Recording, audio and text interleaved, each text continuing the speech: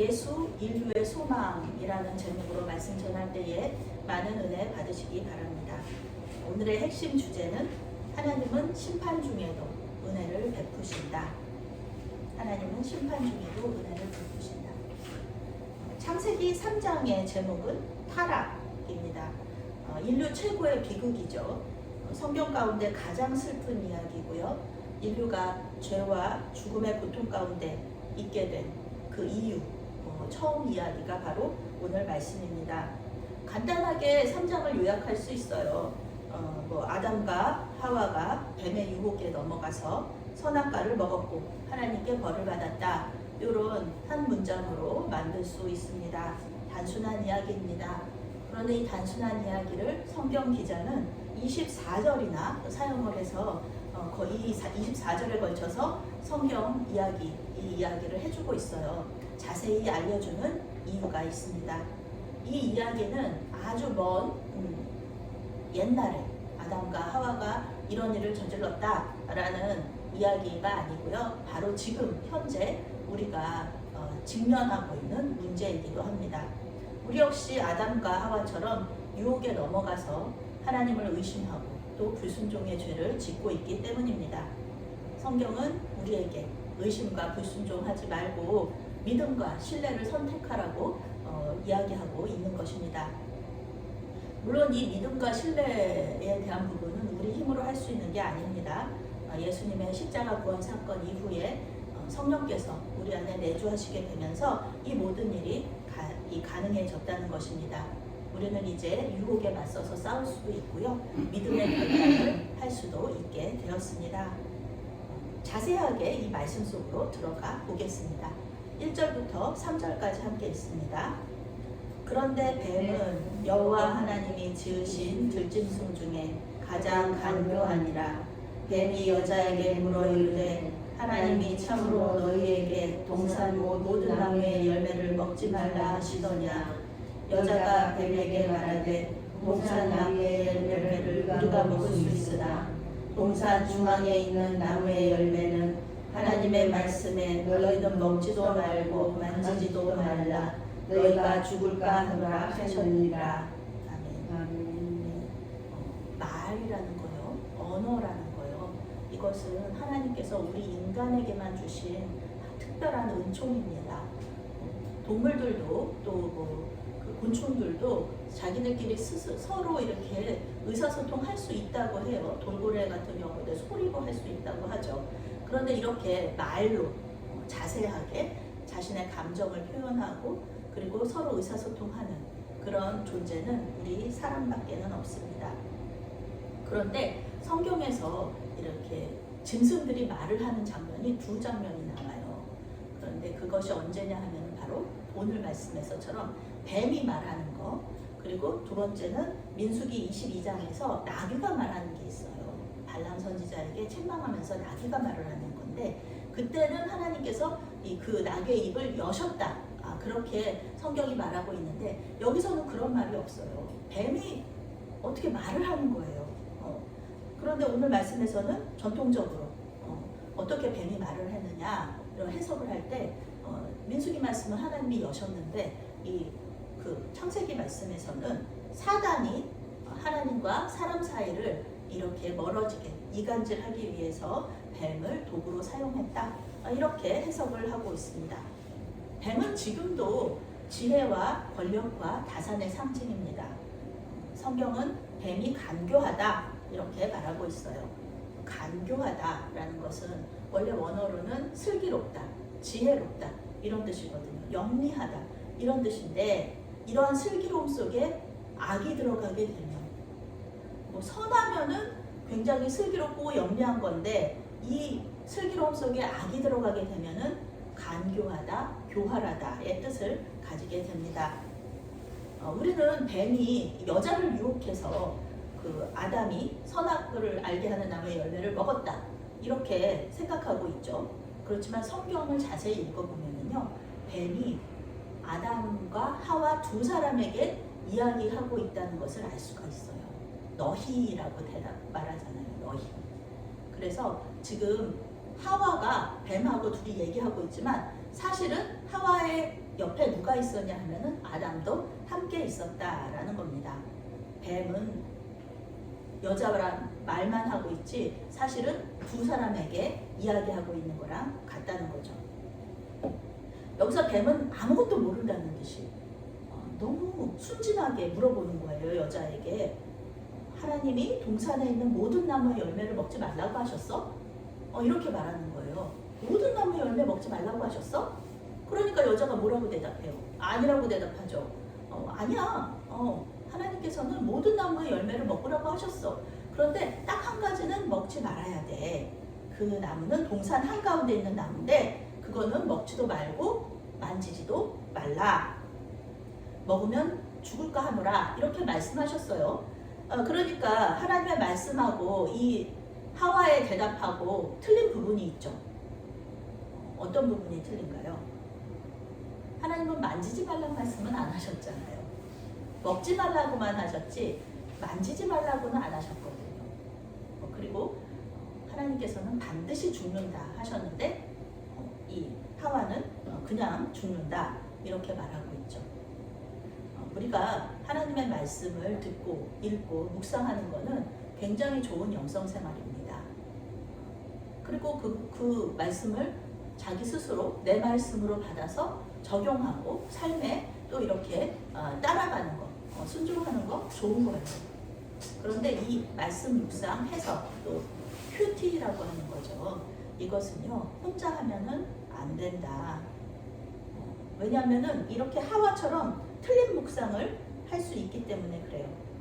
그래서 다른 사람들과 그 묵상을 나누는 가운데 그 스스로 얘기를 하면서 이건 좀 아닌 것 같은데 이 묵상은 내가 좀 틀리게 한 것 같은데 이렇게 생각할 수가 있어요. 그렇게 이렇게 스스로 깨달을 수가 있단 말이죠.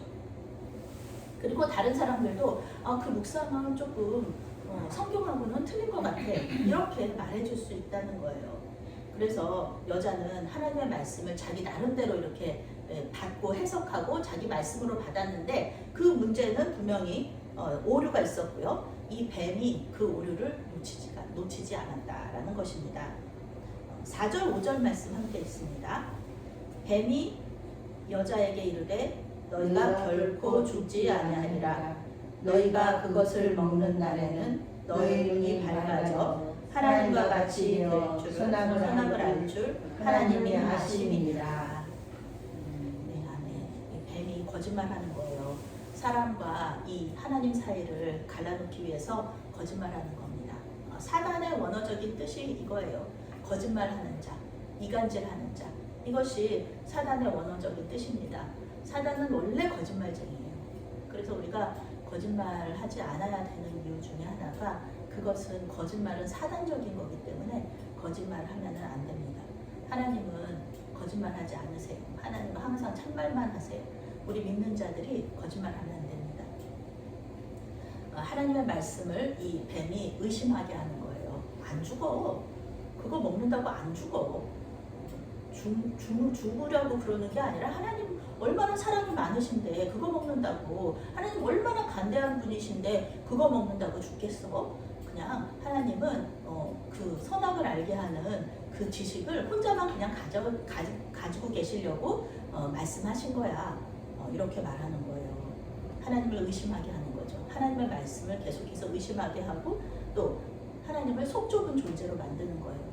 그 선악을 알게 하는 지식이 뭐길래 그 능력이 뭐길래 하나님 혼자서만 알려고 하고 우리한테는 알려주지도 않고 이렇게 하나님을 속 좁은 존재로 만들어 버리죠. 먹어도 안 죽어. 먹으면은 하나님처럼 될까봐 하나님이 못 먹게 하신 거야. 이렇게 거짓말하고 있는 거죠. 우리는 이 말을 사단의 말을 자세히 들어보면은요 이게 논리적으로 맞지 않다는 거를 알 수 있어요. 먹으면은 죽는다. 이렇게 이것도 물론 중요한 거지만 하나님처럼 되지 못하잖아요. 어떻게 사람이 창조주 하나님처럼 될 수가 있습니까? 피조물이 말도 안 되는 거죠. 이렇게 개를 보면은 반려견들 사람 같다 아마 그러는 분들이 계세요. 우리 집 강아지는 사람 같아. 자기가 사람인 줄 알아. 라고 얘기하는데 정말 강아지가 사람이 될 수 있나요? 될 수 없습니다. 마찬가지예요. 뭐 유전을 공부하시는 이 진화를 공부하시는 분들이 그런 학자들이 얘기해요. 그 원숭이들, 그런 오랑우탄들, 유인원들 중에서 어떤 한 종류가 사람이 됐다, 사람으로 진화했다, 이렇게 말하기도 해요. 그 말도 안 되는 겁니다. 왜 지금은 그러면 진화하지 않나요? 그런 것처럼 종이 바뀔 수는 없는 거예요. 종이 바뀔 수 없는데 어떻게 피조물이 하나님처럼 될 수가 있겠습니까? 이거는 놀라운, 정말 만약에 그렇게 된다면 정말 놀라운 일인데 그렇게 될 수가 없죠. 그런데 우리는 하나님이 될 수 없지만 하나님은 사람이 되셨습니다. 이것이 놀라운 일이죠. 그것이 바로 하나님의, 우리 예수님의 성육신 사건이죠. 하나님께서 정말 불가능한 일을 하나님께서는 하셨다. 하나님은 하실 수 있지만 우리는 할 수가 없다는 겁니다. 이성적으로 생각하면 당연한 일이에요. 그런데 이 최초의 사람들은 마음에 욕심이 생겨서, 마음에 의심이 생겨서 이것을 생각하지 못했습니다. 6절 7절 말씀 함께 읽겠습니다.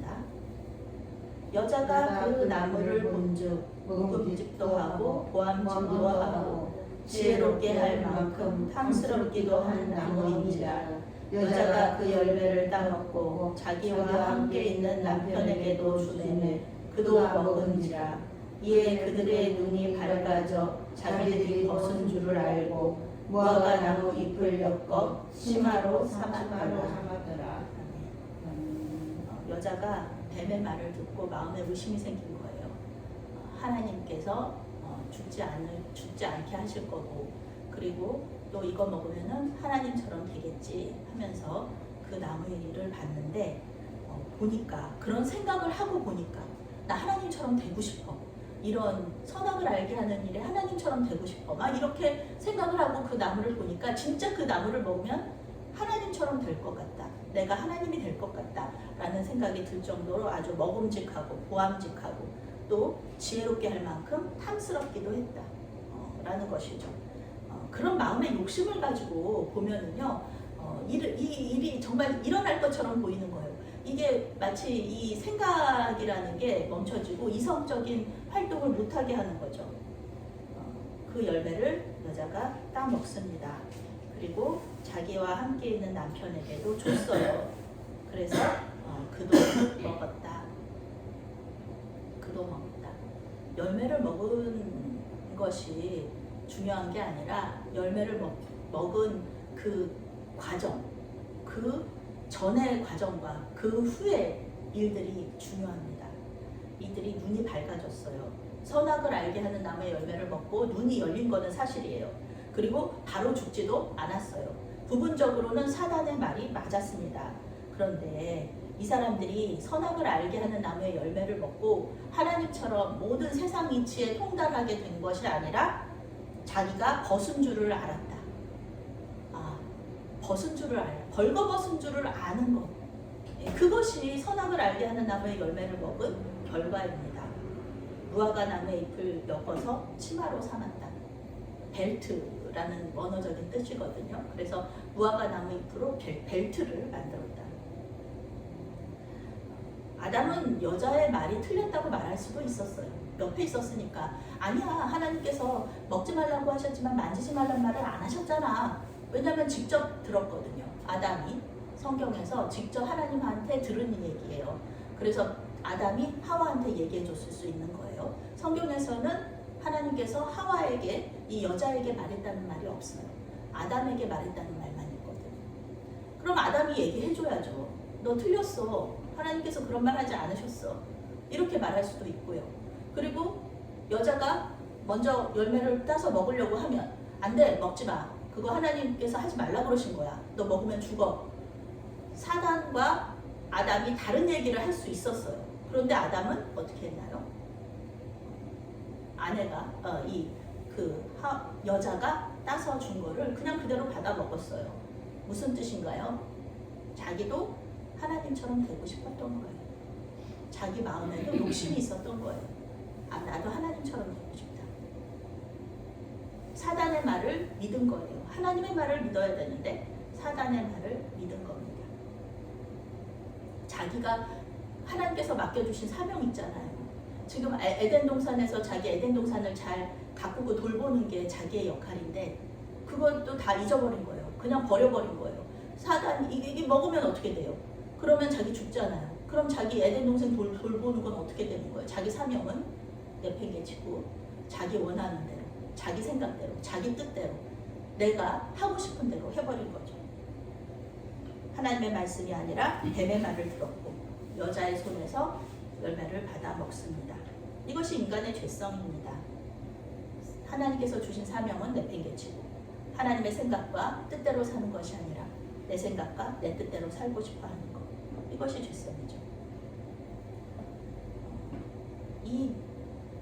이 사단의 말대로 눈이 열리는 것 같고 그리고 죽지 않은 것 같았지만 결국은 어떻게 됐나요? 옷을 벗은 것, 그러니까 벌거벗은 것을 느끼게 됐다는 것. 지금까지 몰랐던 것이에요.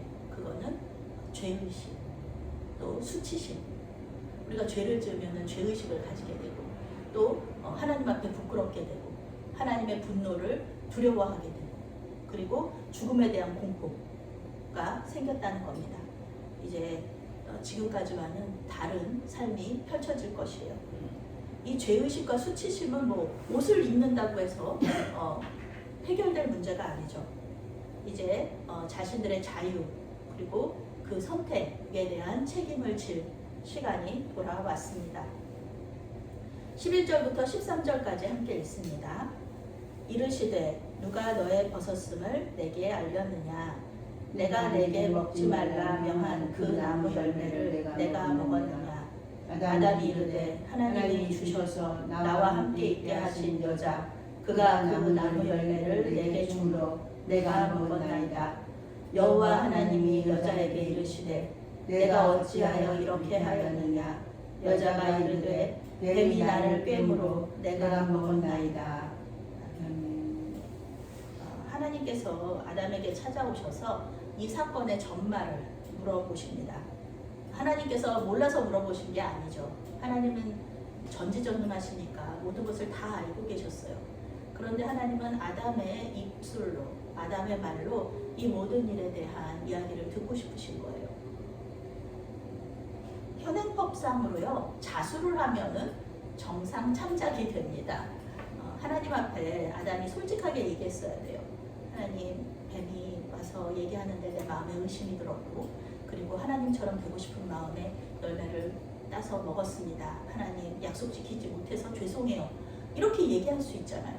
그런데 아담과 여자는 성경 이야기가 아담과 하와의 이야기가 끝날 때까지 하나님 앞에 용서를 구하지 않아요. 사과하지 않습니다.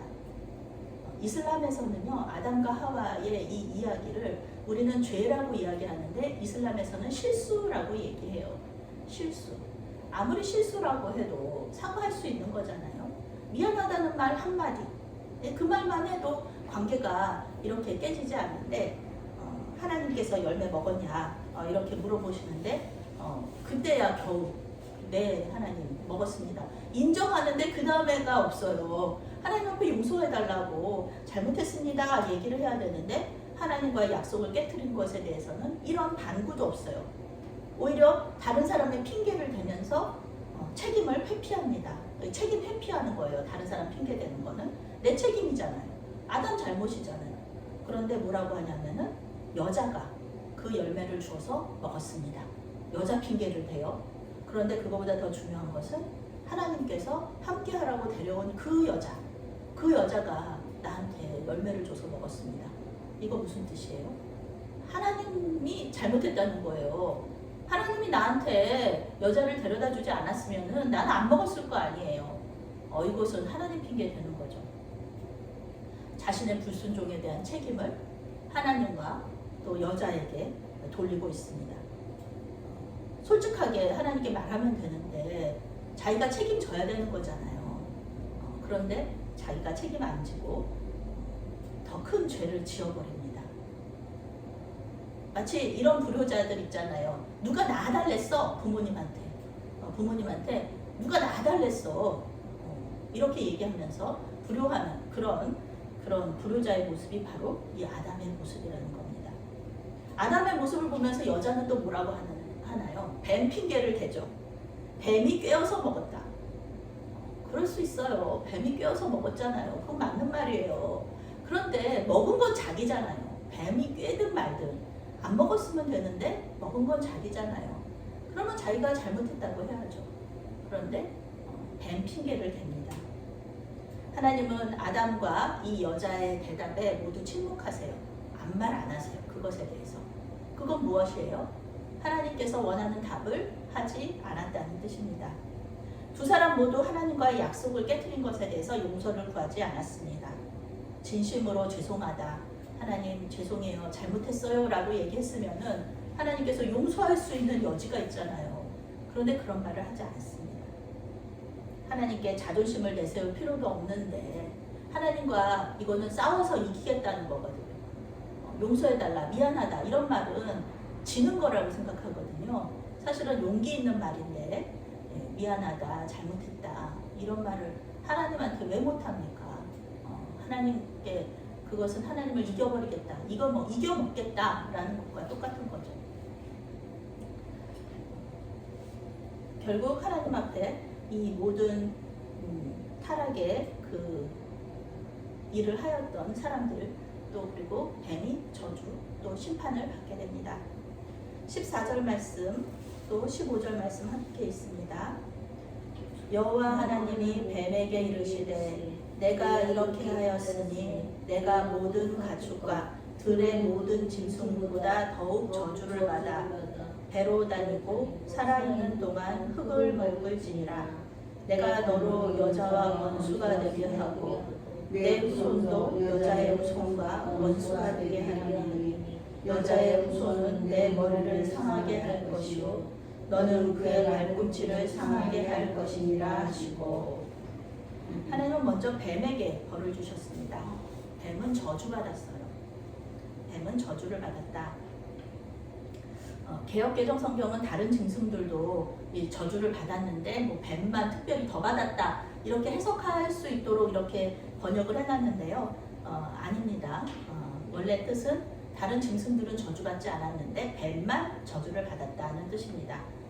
이제 뱀은 배로 기어다니면서 흙을 먹을 수밖에 없는 그런 상태가 됩니다. 뱀이 원래 그 독을 이렇게 사람 이렇게 공격하는 자세 있잖아요. 뱀의 머리를 드는 거죠. 그런데 뱀은 절대로 머리를 들 수가 없다. 이제부터는 계속해서 흙만 먹어야 돼요. 기어다녀야 돼요. 머리 들면 안 돼요. 그런 그 하나님 앞에 저주를 받았어요. 특히 사람한테 혐오의 대상이 되고 모든 짐승들에게 혐오의 대상이 됩니다. 뱀을 좋아하고 사랑하는 사람들 또 그런 짐승들은 없게 된다는 뜻이에요. 계속해서 사람과 계속 싸우는 관계. 사람에게 머리를 밟히고요. 사람의 발꿈치를 상하게 하는 그런 관계. 뱀의 그런 일들을 하게 된다는 겁니다. 예. 상하게 한다라는 것은 원어로 분쇄하다, 박살내다 이런 뜻을 가지고 있습니다. 사단은 항상 사람을 박살내게 하고요. 하나님과의 관계를 박살내게 할 거예요. 그리고 사람은 계속해서 사단과 싸우는 그런 일들이 계속될 거예요. 그런데 사도 바울은 로마서 16장에서 우리 믿는 자들이 사단과의 싸움에서 결국 승리할 것을 선포하고 있습니다. 그럼 이제 사람에게는 어떤 벌을 주셨는가? 16절 17절 말씀입니다. 또 여자에게 이르시되 내가 내게 임신하는 고통을 크게 더하리니 내가 수고하고 자식을 낳을 것이며 너는 남편을 원하고 너는 남편은 너를 다스릴 것이라 하시고 아담에게 이르시되 내가 내 아내의 말을 듣고 내가 내게 먹지 말라 한 나무의 열매를 먹었은즉 땅은 너로 말미암아 저주를 받고 너는 내 평생에 수고하여야 그 소산을 먹으리라. 하나님은 아담과 하와에게 저주를 내리시지는 않아요. 그리고 복을 주셨잖아요. 복을 주신 복을 거둬 들이시지도 않습니다. 그저 거기에 벌을 더하실 뿐이에요. 생육하고 번성하라. 이 말씀은 또 여자에게 주신 복이잖아요. 그런데 여자에게는 임신하는 고통을 크게 더하실 것이다. 이렇게 말하고 있어요. 자녀를 낳는 과정, 그것이 고통이 될 것이라는 거예요. 얼마나 기쁨이고 좋은 일이에요. 그런데 이제부터는 내가 아기를 낳을 수 있을까 없을까. 아기가 없으면 아기가 없어서 문제고, 아기가 있으면 또 아기가 있어서 문제인 거예요. 내가 이 아기를 건강하게 태어나게 할 수 있을까. 뱃속에 있을 때 내가 죽지는 않을까. 내가 이 아이를 잘 키울 수 있을까. 이런 모든 걱정과 근심과 고통들이 더해질 것이라는 거예요. 실제로 아기를 출산하는 고통보다 이 과정 가운데 있는 어려움이 더 많아지는 거죠. 또 원래 하나님의 창조 질서는 남녀가 이렇게 평등한 거잖아요. 그런데 이제는 서로를 다스리려고 하는 열망이 커진다는 거예요.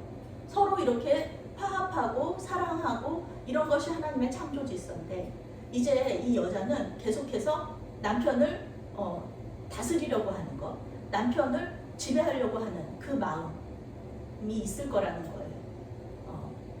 왜냐하면은 이 모든 과정 가운데 여자가 주도적이었잖아요. 과일을 따먹는 거, 그리고 남편에게 준 거. 그렇기 때문에 이런 열망들이 생겨서 부부간의 갈등이 심해질 것이에요. 그리고 이 여인은 너무너무 아기를 갖고 싶잖아요. 그런데 혼자서는 가질 수 없죠. 그러니까 이 남편이 필요한데, 당연히 남편의 다스림을 받아야 되는 것입니다. 아담에게는 이런 벌을 주세요. 땅을 저주하십니다. 하나님께서는 아담에게 노동이라는 복을 거두시지는 않지만, 에덴 동산에서처럼 노력하면 노력하는 만큼 이렇게 거두지는 못할 것입니다. 왜냐하면 농사의 방해물은 가시덤불과 엉겅퀴가 자랄 것이기 때문에 그렇습니다. 무엇보다도 가장 슬픈 결말이 기다리고 있죠. 하나님께서 이렇게 선언하세요. 너는 흙이니 흙으로 돌아갈지니라. 하나님을 닮은 가장 위대한 피조물인 이 사람, 그 본질이 단지 흙에 지나지 않는다. 너희는 흙이다. 이렇게 선언을 하시는 거죠. 이제 아담은 타락 이후의 여자의 이름을 하와라고 지어줍니다. 이름을 준다는 것 자체가 벌써 이렇게 관계가, 지배와 피지배 관계, 높음과 낮음의 차이가 생기는 거죠. 불평등의 차이가 생기는 거죠. 원래 창조 질서는 평등한 사이였는데 죄의 결과로 인하여서 남녀 간의 불평등이 시작이 되게 됩니다. 하나님은 심판 중에도 긍휼을 잊지 않으셔서 바로 죽이지는 않으세요. 그렇지만 에덴 동산에서 쫓아내십니다. 에덴 동산에서 쫓아내실 때 하나님께서 이 두 사람에게 가죽옷을 지어서 입히셨습니다. 에덴 동산은 벌거벗고 살아도 되는 곳이에요. 그런데 이제 에덴 동산을 나가게 되면은 환경이 달라지는 거예요. 이제는 벌거벗고 살 수 없는 환경입니다. 옷에 보호를 받아야 되는 그런 환경으로 바뀌는 거죠. 그래서 하나님께서 이 가죽옷을 만들어서 입히십니다. 그렇지만 또 그 에덴 동산에 있는 생명나무 열매는 보호하시는 거예요. 왜냐하면은 이 사람들이 이제는 죽어야 되는데, 이제 하나님께서 말씀하신 대로 이렇게 이루어지잖아요. 근데 생명나무 따먹으면 어떻게 돼요? 안 죽게 되죠. 그러니까 하나님께서 천사들과 불칼을 주시면서 이제 생명나무를 열매를 먹지 못하고 죽음을 당하게 되는 그런 결과로 이어지게 됩니다. 우리는 지금 주현절기를 지나가고 있습니다. 주현절은 주님께서 이 세상에 자신을 나타내신 것을 기념하는 절기입니다. 그 교회력은 예수님의 생애를 이렇게 주기로 하고 있는데, 벌써 예수님의 세례와 공생애의 시작을 우리가 기념하는 절기로 넘어온 거예요. 벌써 이렇게 시간이 그렇게 된 것이죠. 궁극적으로 우리의 죄 문제를 해결해 주심으로써 하나님과의 관계를 회복시키기 위해서 우리 예수님께서 이 땅에 오셨는데요. 작게는 이 사단의 유혹에서 우리를 이기게 하시기 위해서 오신 것도 또 맞습니다. 우리 중 누구도 아담과 하와를 비난할 수가 없는 것은 우리의 모습이 그들의 모습이기 때문에 그렇습니다. 우리 역시 사단의 속삭임 속에서 하나님의 말씀을 의심하고 하나님의 뜻을 왜곡해서 결국에는 불순종에 이르게 되기 때문입니다. 우리는 죄에서 스스로를 구원할 수도 없고요. 그리고 사단과의 싸움에서 이길 수도 없습니다. 우리는 사단과 싸우면 100% 져요. 사단보다 어리석고 힘도 없어요. 그런데 우리가 사단과의 싸움에서 이길 수 있는 방법이 없는 것은 아니다. 그것은 바로 우리의 대장 되신 예수님을 의지하는 것, 믿고 의지하는 것. 이것이 우리가 사단과의 싸움에서, 시험에서 이겨낼 수 있는 방법입니다. 아담의 불순종과 또 죄 때문에 인류가 죽음의 공포에 떨었다면 이제는 예수님의 순종으로 말미암아 모든 사람이 구원에 이르게 되었습니다. 그러니 주님을 믿는 사람들에게 있어서 죽음은 사실 두려워할 것이 없죠. 이제 예수님을 믿으면 우리는 물론 한 번 이 세상에 태어났으니까 죽기는 할 거예요. 그렇지만 우리가 죽는 것으로 끝이 난 것이 아니라 예수님을 믿는 사람들은 그 믿음을 통하여서 영생을 얻게 되는 것이죠. 하나님께서 사시는 곳, 우리 예수님과 함께 영원토록 함께 영생을 누리는 것, 그것이 바로 우리의 소망이 아니겠습니까? 이것을 위해서 우리 예수님께서 이 땅에 오셔서 십자가에 못 박혀 죽으셨다는 것을 믿으시기를 바랍니다. 그러니 여러분, 예수님만 바라보며 당당하게 믿음의 여정을 걸어가시기 바랍니다. 사단이 아무리 유혹해도 주님의 보혈을 들이대면은요, 그들은 도망칠 수밖에 없습니다. 의심이 몰려올 때 하나님께 이렇게 도움을 요청하면은 하나님께서는 반드시 어떠한 손길을 통하시든지 이 의심을 물리칠 수 있도록 도와주세요. 가장 좋은 방법은 감사하는 것이죠. 하나님 앞에 감사하는 것. 그러면은 의심이 사라집니다. 우리만 생각에 오류가 있는 것이 아니고요. 사단의 말도 분명히 사단이 우리에게 심어주는 생각, 의심도요. 분명히 오류가 있어요. 그것을 우리는 찾아낼 수 있는 것입니다. 우리가 성령의 도우심을 받아서 하나님께서 주신 이성을 잘 사용하면은요, 반드시 그 오류, 사단이 주는 그런 의심, 생각의 오류를 찾아내서 유혹에 넘어가지 않을 수 있다는 것입니다. 올 한 해 믿음으로 모든 의심을 깨치고 승리하시는 저와 여러분이 되시기를 바라겠습니다. 아멘. 사랑의 하나님, 때때로 우리는 사단의 유혹에 넘어가서 하나님을 의심하고 불순종의 죄를 지을 때가 있습니다. 주님, 우리의 연약함을 불쌍히 여기사 우리의 죄를 용서하여 주시옵소서. 솔직하게 주님께 고백할 수 있는 용기와 믿음을 허락하여 주시옵소서. 또한 사단의 속삭임에 넘어가지 않도록 우리를 지켜주시고 보호하여 주시옵소서. 우리의 생각과 뜻이 아니라 하나님의 생각과 뜻이 이루어지이다 기도하게 하여 주시옵소서. 예수님의 이름으로 기도합니다. 아멘.